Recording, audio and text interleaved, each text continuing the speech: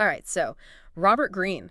Have you heard of him? He's kind of a big deal in the world of like power dynamics and strategy. Definitely. He wrote The 48 Laws of Power, right? Which, by the way, is like crazy popular. Like I'm talking bestseller list, but Yeah. also, So see it everywhere. yeah, hugely popular in the hip hop community. Yeah. Which is really interesting. Then in prisons. Prison, like, what is that about? What are they seeing in this book that maybe... Yeah. It makes you think, right? Yeah. I think both groups are drawn to, just how raw and honest his perspective is on human nature. It's like he's saying the things. He doesn't sugarcoat it Yeah. at all. He's just like, here's how people really are. The stuff we all kind of think but don't want to say out loud. Exactly. And that's exactly what we're going to be diving into today. We're talking about those like primal forces that are kind of running the show behind the scenes, even if we're not aware of them. We're going to be pulling specifically from his interview with Tom Bilyeu. I don't know if you've seen that one. Yeah, it's a great interview. Yeah, it's a really fascinating conversation. So get ready to like see yourself and everyone you know in a whole new light, maybe a little uncomfortably so. Yeah, definitely. And, one of the things that Greene talks about, he has this really interesting perspective on what it actually means to be human. Okay. He argues that fundamentally we're all animals Okay. who need to learn how to become truly human. Okay, that sounds kind of deep. Can you unpack that a little bit for me? What does he mean by that? Yeah. So what he's getting at is that we have these like primal instincts and reactions that are hardwired into us Okay. from, way back in our caveman days, right? Yeah, Things that were essential for survival back then. of course. But they often kind of backfire on us in the modern world. So it's like our brains got the software update, but our wiring is still stuck in the Stone Age. Exactly. Exactly. Think about like the constant need to compare ourselves to others. Yes. Right? That drive for status and recognition. Yeah. That was vital in our tribal past, right? Oh, yeah. Like, you need to know where you stand in the hierarchy. Absolutely. But these days, it just fuels so much envy and insecurity and this constant need to, like, one-up each other. And social media is like pouring gas on that fire. Yeah. It's exhausting. It's just, yeah, it's a breeding ground for that kind of stuff. Yeah. Another example Greene brings up is how susceptible we are to the emotions of others. Okay. Right? Like, Yeah. we are so easily influenced by the people around us. Yeah. And again, this makes sense from an evolutionary perspective. Before language, right? Yeah. We relied on sensing each other's feelings for survival. For sure. Like, if somebody was scared, you need to pick up on that and be like, oh, something's dangerous. Right. We got to get out of here. Right. But now, in the modern world, that can lead us down some pretty dark paths, Like mob mentality. Mob mentality, online outrage, all of that. It's like we haven't quite figured out the off switch for that primal part of ourselves. Yeah. It's like, yeah, it's almost like we're still catching up to ourselves in a way, right? Totally. Totally. And the thing is, Greene isn't trying to be all doom and gloom with this, Right. He's not saying like, oh, human nature is terrible. Yeah, he's not saying we're doomed. No, no, no. It's Yeah. about self-awareness. Yeah. It's about recognizing that these forces are at play. Right. So that we can actually learn to manage them, right? We can choose how we respond instead of just being controlled by these like unconscious drives. So it's not about denying the instincts. It's more about, I don't know, learning to conduct the orchestra a little bit better. We can't change the instruments. That's a great way to put it. Right. Yeah. But we can choose how they play together. I love that. And speaking of understanding ourselves better, Greene talks a lot about the importance of self-knowledge, Okay. really digging deep into our own patterns and motivations and biases and all of that. Okay. So it's not just about being aware of this stuff in others. It's about really turning that mirror inward as well. Absolutely. Absolutely. And he actually uses an example from his own life, his writing process, Oh, yeah. to kind of illustrate this point. Oh, I read about that. Yeah.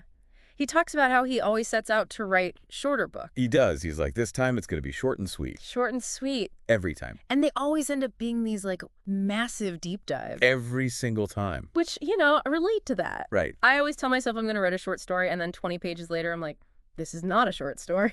It's a novel. It's turning into a novel. It's a novel.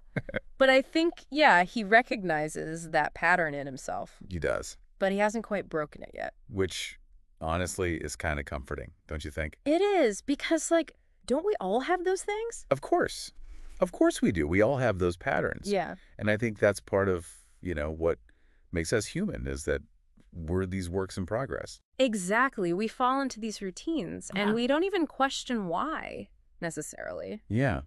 It's like we're on autopilot sometimes. And Greene argues that those patterns, they Yeah. come from, like, a cocktail of our genetics. Right. It's not just nature or nurture. It's both. That's both. It's this, like, interplay between the two. Our childhood experiences and our Absolutely. interactions with the world, all of it kind of gets thrown into the mix. And unraveling all of that is the first step towards making different choices. Exactly. Mm. So here's a challenge for you, listener. Think back to the last time you had a really strong reaction to something, whether it was anger, frustration, annoyance. Ask yourself, was it really about that situation? Ooh, that's a good question. Or were there some deeper forces at play? Just something to kind of chew on for a minute. Now, to help us figure out how to become more self-aware, I want to talk about this fascinating figure that Greene talks about, Milton Erickson. Are you familiar with him at all? Oh, yeah. Oh. Milton Erickson. How could you not be fascinated by him? He was an amazing hypnotherapist. Yeah. And his story is incredible. He's like a master class in observation. So he contracted polio Okay. as a young child, and it left him almost entirely paralyzed. Oh. So imagine you're bedridden, your whole world shrinks. Yeah. Talk about feeling stuck. Right. Yeah. But he found a way to combat that despair and the boredom and just the, I don't know, the stuckness of it all. Yeah. And that was through observation. Okay, so instead of focusing on what he couldn't do, Exactly. he focused on what he could still do. Exactly. And really the only thing he could really truly do was use his eyes. Right. And so he became incredibly attuned, like hyper-attuned to the subtlest shifts in people's behavior. So he was forced to tune into this whole other language. Exactly. The language of nonverbal communication. Wow. And what Erickson realized is that what people don't say is often far more telling than their actual words. Like when someone says, I'm fine, but their whole demeanor is screaming otherwise. Exactly. Exactly. And so Erickson, he identified like 5 distinct ways that people say no. Wow. Each with these subtle differences in tone and body language Yeah. that reveal their true feelings. It's like our ancestors relied so heavily on that for survival, right? Sound like that, It's like yeah. you had to be able to read someone's intentions in a heartbeat. Otherwise, you're someone's lunch. Right. Or worse, right? And it's like, it's almost like we have that built-in lie detector. We do. We have that innate ability. We do. But modern life kind of makes us tune it out a little bit. Yeah, we get very focused on the verbal, Right. the words themselves, and we forget that there's this whole other layer of communication happening. So how do we, in our busy modern lives, how do we sharpen those observational skills? Any tips from Mr. Greene on how to become more like Erickson? Yeah, well, Greene is a big believer in the, you got to crawl before you can walk before you can run. Baby steps. Baby steps. Okay. And I think a lot of it starts with just acknowledging that you don't have it all figured out. Which, let's be honest, can be a little tough on the ego. Right. It's like our egos hate to admit that they need help. Exactly. Exactly. Okay, so step 1. Admit that you need to up your observation game. What's next? Step 2 is mindful observation. Okay. So choose one person in your life today, whether it's your partner, your friend, your coworker, and really observe them. Okay. Like you're reading a character in a book for the first time. Ooh, I like that. Looking for those details we might normally miss. Exactly. What kind of things should we be paying attention to? Notice their body language, their tone of voice, the subtext behind their words. Okay. Pay attention to how they react to different situations, how they react to different people. Okay. And while you're at it, notice how you react to them. Oh, interesting. Okay. It's about becoming a student of human behavior. I love that. It's like turning your life into a research project. In a way. But in a fun way. Exactly. Right. Like, oh, this is interesting. Yeah, it should be fun. It shouldn't feel like a chore. And then finally, that next step, detach and analyze. So when you do catch yourself reacting in those old familiar ways, Right. hit pause. Don't judge yourself. Just get curious. Ask yourself, why am I reacting this way? Is this reaction really serving me? Or is it time to write a new story? Ooh, a new story. I like that. Because it's like we have the power to become the authors of our own lives. Exactly. Not just the characters who were kind of caught up in a pre-written script. That's beautifully put. I love Yeah. that. And that, I think, is the essence of Greene's message. We all have this capacity for self-mastery, this ability to choose our response to life's challenges, Okay. and then to create a reality that aligns with our deepest values. I like that a lot. It's about Recognizing that we're not just animals driven by primal instincts. Right. We also have this capacity for complexity and consciousness. We do. And we can make choices. Exactly. We can change. We can evolve. We have that power. We're not just stuck in these patterns. And that kind of brings us back to this whole idea of Amor Fati. Right. It does. Yeah. Because if we can learn to embrace every part of ourselves, the good, the bad, Right. even the primal, Yeah. maybe then we're better equipped to embrace all that life throws at us. Embrace it all. Okay, so how do we actually do that? I mean, it's one thing to talk about Amor Fati and self-mastery, but how do we make it happen? Right. How do we put it into practice? Yeah, where do we even begin? Well, it's about, like I was saying, it's those baby steps. Remember we were talking about being more observant? Right, yeah. It starts with paying attention. Yeah. Greene actually suggests picking one person in your life each day Okay. and really truly observing them. Like they're a science experiment. Almost. Yeah. Like you're reading a character in a book Okay. for the first time and you're trying to figure out like what makes them tick.